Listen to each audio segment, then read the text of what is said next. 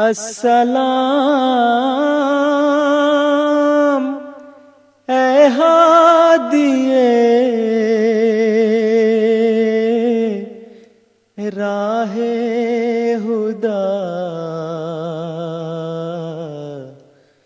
جانے جہاں۔ مخبر صادق حضرت محمد مصطفیٰ صلی اللہ علیہ وسلم نے آخری زمانے میں جہاں مسلمانوں کے 72 فرقوں میں تقسیم ہو جانے کی خبر دی، وہیں آپ نے مسلمانوں کی بھاری اکثریت کے گمراہ ہو جانے اور ان کی مساجد کے بظاہر آباد مگر ہدایت سے خالی ہونے کی خبر بھی عطا فرمائی۔ اس دردناک حدیث کا ذکر کرتے ہوئے جناب ڈاکٹر اسرار احمد صاحب فرماتے ہیں، حضور نے فرمایا یوشکو ان یاتی علی الناس زمان، اندیشہ ہے کہ لوگوں پر یعنی میری امت پر ایک زمانہ ایسا بھی آ جائے گا،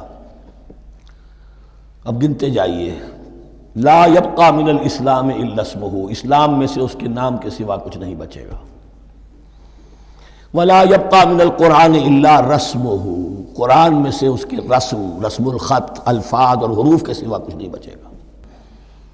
مساجدہم عامرۃ، ان کی مسجدیں آباد تو بہت ہوں گی، وہی خراب من الہدا، ہدایت سے خالی ہو جائیں گے، یہ خراب کے لفظ سے ہی خراب من الہدا، وعلماؤہم شر الناس تحت ادیم السماء، اور ان کے علماء آسمان کی چھت کے نیچے کی بدترین انسان ہیں، من عندہم تخرج الفتنۃ وفیہم تعود، فتنہ انہی کے اندر سے برآمد ہوگا، انہی میں گھس جائے گا، یعنی ان کا کام فتنہ انگیزی، مخالفت، جنگ و جدال، بھڑکانا، اپنے اپنے فرقے کے لوگوں کے جذبات کو بھڑکاتے رہنا اور مسلمانوں کے اندر اختلافات کو ہوا دینا، یہی ان کا کام رہ جائے گا۔ آج جن کو ہم علماء کہتے ہیں، ان کی عظیم اکثریت اس کیفیت سے دوچار ہو چکی ہے۔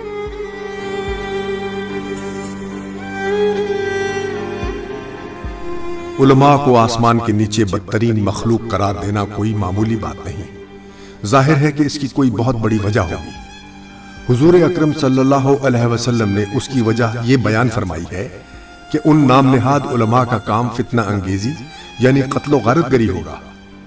چنانچہ اس حدیث کے حوالے سے ڈاکٹر اسرار احمد صاحب نہ صرف اس حقیقت کا اقرار کرتے ہیں بلکہ یہ بھی اعتراف کرنے پر مجبور ہیں کہ یہ کیفیت بعینہ ہی آج کے مولویوں کی بھاری اکثریت پر اطلاق پاتی ہے۔ وَعُلَمَاؤُهُمْ شَرُّ النَّاسِ تَحْتَ ادیم السَّمَاء، اور ان کے علماء آسمان کی چھت کے نیچے کی بدترین انسان ہیں، من عندہم تخرج الفتنۃ وفیہم تعود، فتنہ انہی کے اندر سے برآمد ہوگا، انہی میں گھس جائے گا، یعنی ان کا کام فتنہ انگیزی، مخالفت، جنگ و جدال، بھڑکانا، یہی ان کا کام رہ جائے گا۔ آج جن کو ہم علماء کہتے ہیں، ان کی عظیم اکثریت اس کیفیت سے دوچار ہو چکی ہے۔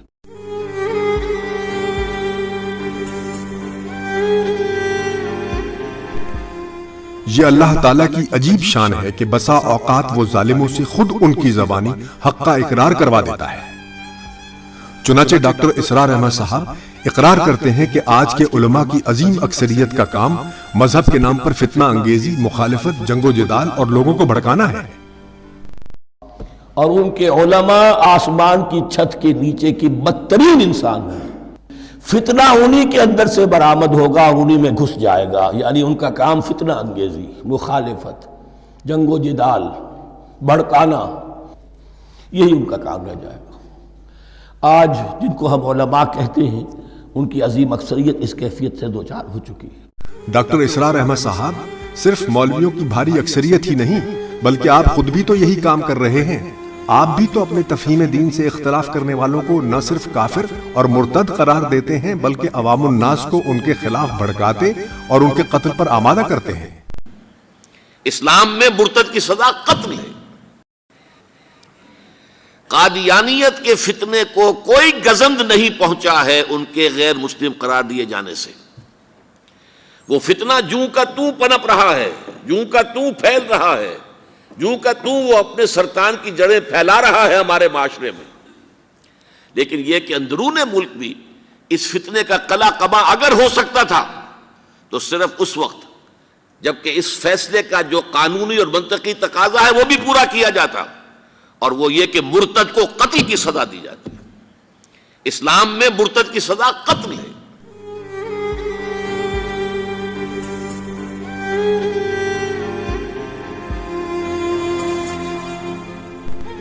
قرآن کریم تو انسانی جان کی حرمت کو انتہائی بلند مقام دیتا ہے اور فرماتا ہے کہ جس نے کسی انسان کو خون کے بدلے یا زمین میں فساد پھیلانے کے سوا کسی اور وجہ سے قتل کیا، اس نے گویا تمام انسانوں کو قتل کر دیا، اور جس نے کسی کی جان بچائی اس نے گویا تمام انسانوں کو زندگی بخش دی۔ مگر اس کے کلیتاً برعکس آج مسلمانوں کے 72 فرقوں کے مولویوں کے نزدیک انسانی خون ہی وہ شے ہے کہ جس سے ارزاں کوئی اور شے نہیں۔ مذکورہ حدیث مبارکہ کے عین مطابق 72 فرقوں کے مولوی نہ صرف احمدی مسلمانوں کے خلاف لوگوں میں اشتعال پیدا کرتے رہتے ہیں، بلکہ یہ تو ایک دوسرے کو بھی کافر اور مرتد قرار دے کر عوام الناس کو بھڑکانا بھی اپنا فرض منصبی سمجھتے ہیں۔ یہ انا پرست مولوی اپنی انا پرستی کے باعث اپنے فہم دین سے اختلاف کرنے والوں کے لیے کافر، مرتد اور واجب القتل کے فتوے اس شغف سے دیتے ہیں کہ جس شغف سے ایک گدھ مردار پر منہ مارتا ہے۔ چنانچہ خود ڈاکٹر اسرار احمد صاحب احمدی مسلمانوں کو مرتد قرار دے کر عوام الناس کو بھڑکاتے اور ان کے قتل پر اکساتے ہوئے کہتے ہیں، قادیانیت کے فتنے کو کوئی گزند نہیں پہنچا ہے ان کے غیر مسلم قرار دیے جانے سے۔ وہ فتنہ جوں کا توں پنپ رہا ہے، جوں کا توں پھیل رہا ہے، جوں کا توں وہ اپنے سرطان کی جڑیں پھیلا رہا ہے ہمارے معاشرے میں۔ لیکن یہ کہ اندرون ملک بھی اس فتنے کا قلع قبا اگر ہو سکتا تھا تو صرف اس وقت جبکہ اس فیصلے کا جو قانونی اور منطقی تقاضا ہے وہ بھی پورا کیا جاتا، اور وہ یہ کہ مرتد کو قتل کی سزا دی جاتی ہے۔ اسلام میں مرتد کی سزا قتل ہے۔ پھر ایک اور مولوی یعنی ڈاکٹر ذاکر نائک صاحب احمدی مسلمانوں پر صحیح مسلمان نہ ہونے کا حکم لگاتے ہوئے کہتے ہیں، احمدی لوگ، قادیانی لوگ کہتے نہیں، نبی کا مطلب جس کے پاس رسالت آئی، پیغام آیا، رسول مطلب جس کے پاس پیغام نہیں آیا۔ تو ایک رسول کی جس کے پاس پیغام نہیں آیا وہ آنے والے ہیں، اور کہتے مرزا غلام قادیان وہ رسول ہے، جو بالکل غلط ترجمہ ہے۔ وہ نبی اور رسول کو الٹ پلٹ کرتے، جو کفر ہے۔ کفر مطلب جو اسلام کے خلاف ہے، قرآن کے خلاف ہے، اللہ کے رسول کے خلاف ہے۔ That's the reason I said that deviated، وہ صحیح مسلمان نہیں ہیں۔ صد افسوس کہ عالمی شہرت رکھنے والے یہ مولوی صاحب احمدی مسلمانوں کے صحیح مسلمان نہ ہونے کی جو وجہ بتا رہے ہیں وہ بالکل حقائق کے برعکس ہے۔ کمپیریٹیو ریلیجن کے ماہر کہلانے والے ان مولوی صاحب کو یہ بھی خبر نہیں کہ جماعت احمدیہ کے نزدیک نبی اور رسول میں کوئی فرق نہیں، تو پھر نبی اور رسول کے معنی عدلنے بدلنے کا سوال ہی کیا؟ یہ تو 72 فرقوں کے غیر احمدی مولوی ہیں کہ جو کہ خود نبی اور رسول میں فرق کرتے ہیں۔ نبی اور رسول کے درمیان فرق ہے کہ نبی اللہ کے بھیجے ہوئے نبی ہوتے، انگلش میں کہیں گے پروفٹ۔ رسول وہ نبی ہے جس کے پاس رسالت بھی آ چکی ہے۔ بہرحال ڈاکٹر ذاکر نائک صاحب بھی کلمہ گو مسلمانوں کی تکفیر کے کاروبار میں صرف اپنا حصہ ہی نہیں ڈالتے بلکہ مرتد کے قتل پر عوام الناس کو بھڑکانا عین کار ثواب جانتے ہوئے کہتے ہیں،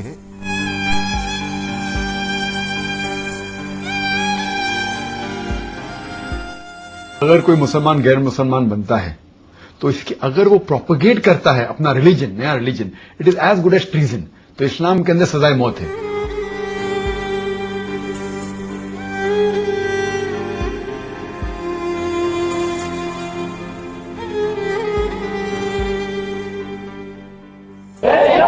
اور ہمارا پاکستانی قانون کیا ہے؟ قادیانیوں کو ماننے والے اور کافر بھی عام کافر نہیں، وہ کافر ہے جن کے بارے میں اسلام کہتا ہے واجب القتل ہے۔ وہ کافر ہے اور واجب القتل ہے، وہ کذاب بھی ہے اور واجب القتل بھی ہے۔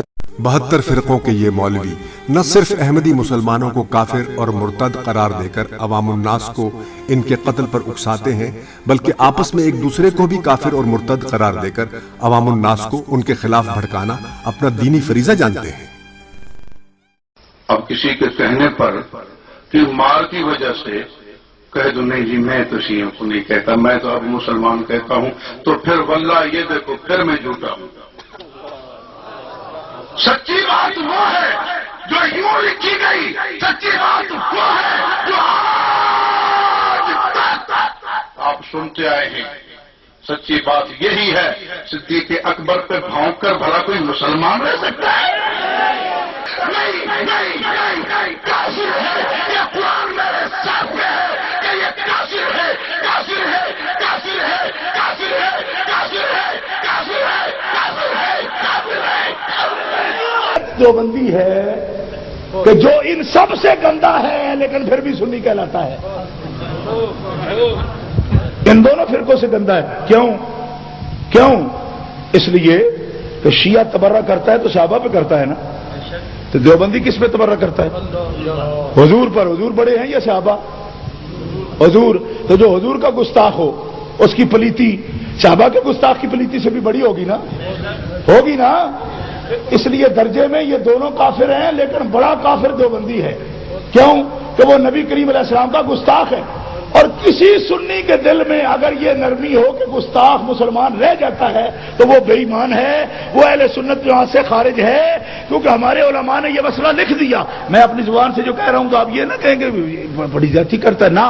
500 علماء ہند نے تصریح کر دی، اجمع العلماء علی ان شاتم النبی المتنقص له کافر والوعید جار علیہ بعذاب اللہ تعالی وحکمہ عند الامت القتل ومن شک فی کفرہ فقد کفر۔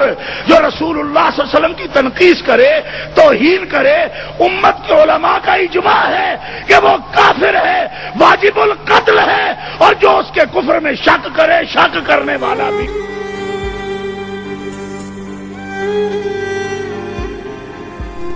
خدا را دیکھیں اور سوچیں کہ 72 فرقوں کے یہ مولوی حدیث مبارکہ کے عین مطابق آسمان کے نیچے بدترین مخلوق ہونے کی عملی تصویر پیش کر رہے ہیں یا نہیں۔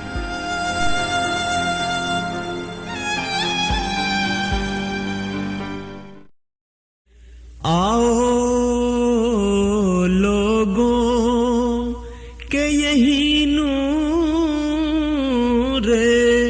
خدا پاؤ گے، لو تمہیں طور تسلی کا بتایا ہم نے، لو تمہیں طور تسلی کا بتایا ہم نے۔